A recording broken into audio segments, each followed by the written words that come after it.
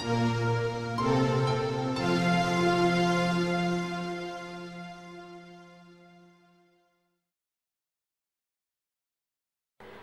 बच्चों, आज मैं कक्षा 10वीं की स्पर्श भाग 2 से ततारा वामेरो कथा प्रस्तुत करने जा रही हूँ, जो कि आपको पहले से इसका जो प्रश्न उत्तर है व्हाट्सएप में भेज दिया गया था। इसलिए आप इसे ध्यान से सुने और अच्छे से समझें। ततारा वामेरो कथा लीलाधर मंडलोई द्वारा रचित है। सबसे पहले लीलाधर मंडलोई से परिचय करवाती हूँ। ये है लीलाधर मंडलोई। जो लीलाधर मंडलोई है, हिंदी भाषा के लेखक एवं कवि है। उन्होंने मुख्य रूप से पहचान कवि के रूप में प्राप्त किया है। उन्होंने गद्य साहित्य में ही नहीं, उन्होंने आकाशवाणी एवं दूरदर्शन के महानिदेशक के रूप में भी कार्य किया है। और इनके अनेक कविता संग्रह हैं, जैसे कि घर घर घूमा, रात बिरात, मगर एक आवाज़, देखा अनदेखा, ये बदमस्ती तो होगी, देखा पहली दफ़ा अनदेखा। इसी प्रकार इनके गद्य साहित्य भी है, जैसे कि अंडमान निकोबार की लोक कथाएं, पहाड़ और पड़ी का सपना, चांद का धब्बा, पेड़ भी चलते हैं, बुंदेली लोक रागिनी। उनको अनेक सम्मान भी प्राप्त हुए हैं, जैसे कि मध्य प्रदेश साहित्य परिषद के रामविलास शर्मा सम्मान से पुरस्कृत, वागीश्वरी सम्मान से पुरस्कृत, रज्जा सम्मान और पुष्किन सम्मान से उन्हें सम्मानित किया गया है। लीलाधर मंडलोई अपने उपन्यासों, कहानियों एवं कविताओं में पाठकों को बांधे रखते हैं, क्योंकि वे मनोरंजन एवं रोचक रचनाएं करते हैं। उसी तरह उनकी जो कहानी है ततारा वामेरो भी है, जिसमें यह एक प्रेम कथा है, जिसमें प्रेमी जोड़े की शत्रुता की भावना को जड़ से उखाड़ने के लिए अपने आत्म बलिदान देना पड़ता है।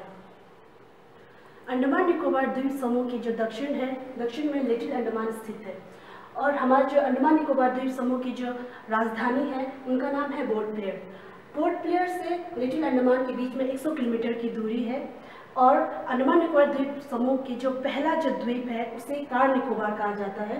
और लिटिल अंडमान से कार निकोबार के बीच में जो दूरी है वो 96 किलोमीटर 96 किलोमीटर की दूरी है।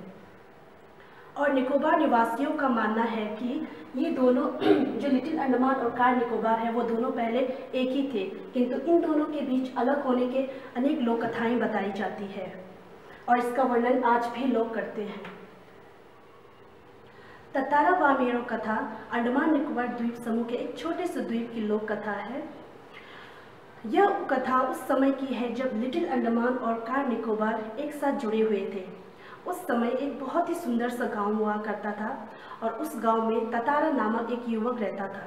वो बहुत ही सुंदर और शक्तिशाली था, और वो सभी लोगों का मदद करता था, इसलिए निकोबारी लोग उसे बहुत अधिक प्रेम करते थे। और ततारा हमेशा अपने कमर में एक तलवार बांधे रखता था, जो कि लकड़ी का था, और लोगों का मानना था कि वह उसमें एक दैवीय शक्तियाँ हैं, और जिसका वो प्रयोग कभी दूसरों के सम्मुख नहीं करते थे। एक दिन ततारा अपने दिन भर की थकान को मिटाने के लिए समुद्र के किनारे टहलने गया। वहाँ टहलते टहलते उसे मधुर संगीत सुनाई दिया। वो संगीत कहीं आसपास से ही सुनाई दे रहा था। वह आवाज़ से बेचैन होकर जब आसपास देखा, तब वहाँ एक सुंदर सी युवती उस संगीत को गा रही थी। उस युवती को यह पता नहीं था कि उसे कोई गौर से देख रहा है। तभी अचानक समुद्र में एक लहर उठी, जो युवती को भिगोकर चली गई। इस तरह अचानक भीगने से युवती हड़बड़ा गई, जिस कारण से वह गाना गाना भूल गई। इस तरह अचानक गाना को बंद करने के कारण वह ततारा पूछता है कि आपने गाना क्यों छोड़ दिया। तो युवती कोई जवाब नहीं देती है। ततारा उस युवती से बार बार पूछता है कि आपने गाना क्यों छोड़ दिया। तब युवती ने कहा, मैं तुम्हारी बात मानकर गीत क्यों गाऊं? साथ ही मैं तुम्हें ये भी नहीं पता कि एक गांव का व्यक्ति दूसरे गांव के व्यक्ति के साथ बात नहीं कर सकते हैं। ततारा ने युवती का रास्ता रोक कर उसका नाम पूछा, आपका नाम क्या है? तो युवती ने कहा, मेरा नाम वामेरो है। ततारा वामेरो का नाम सुनते ही मंत्रमुग्ध हो गया था, और उसे कल इसी जगह पर मिलने आने के लिए कहा।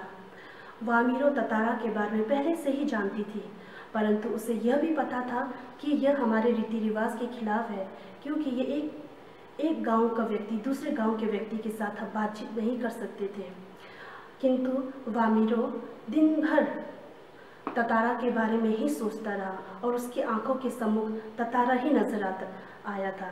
और दूसरे दिन ततारा उसी स्थान पर वामिरो से मिलने पहुंच गया था और कुछ समय बाद वामिरो भी वहां उससे मिलने आ गई थी और इन दोनों का मिलना हमेशा ऐसा ही चलता रहा। किंतु लोगों को यह लपाती गांव और पासा गांव को यह पता चल गया था। कुछ समय पश्चात पासा गांव में पशु पर्व का आयोजन किया गया।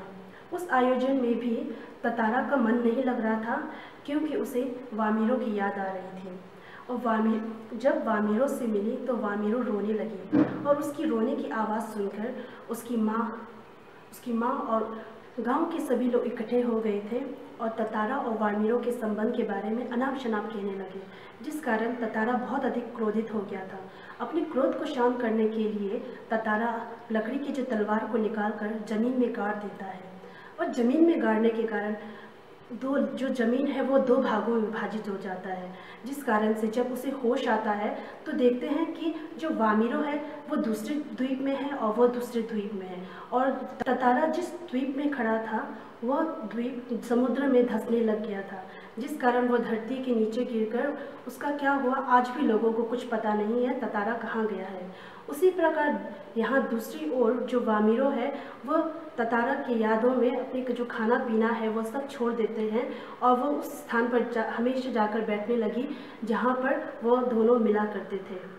और आज वामिरो और ततारा का क्या हुआ लोगों को किसी को कुछ भी नहीं पता है और इन दोनों की जो लोक कथा है वो आज भी प्रचलित है। इस तरह अब ना तो ततारा है और ना ही वामिरो, परंतु फिर भी आज उनकी प्रेम कथा हर घर में सुनाई जाती है। निकोबार निवासियों का मानना है कि ततारा की तलवार से कार निकोबार की जो 2 टुकड़े हुए हैं उनमें से एक लिटिल अंडमान के नाम से जाना जाता है। निकोबार निवासियों ने इस घटना के बाद अपनी परंपरा में परिवर्तन किया कि एक गांव से दूसरे गांव में विवाह होने लगे। ततारा वामिरो की एक दूसरे के लिए त्यागमय मृत्यु थी, वह शायद इसी सुखद बदलाव के लिए थी। मैं आशा करती हूँ कि आपको यह वीडियो क्लास अच्छा लगा होगा और अपना पाठ का अध्ययन करते रहिएगा। धन्यवाद।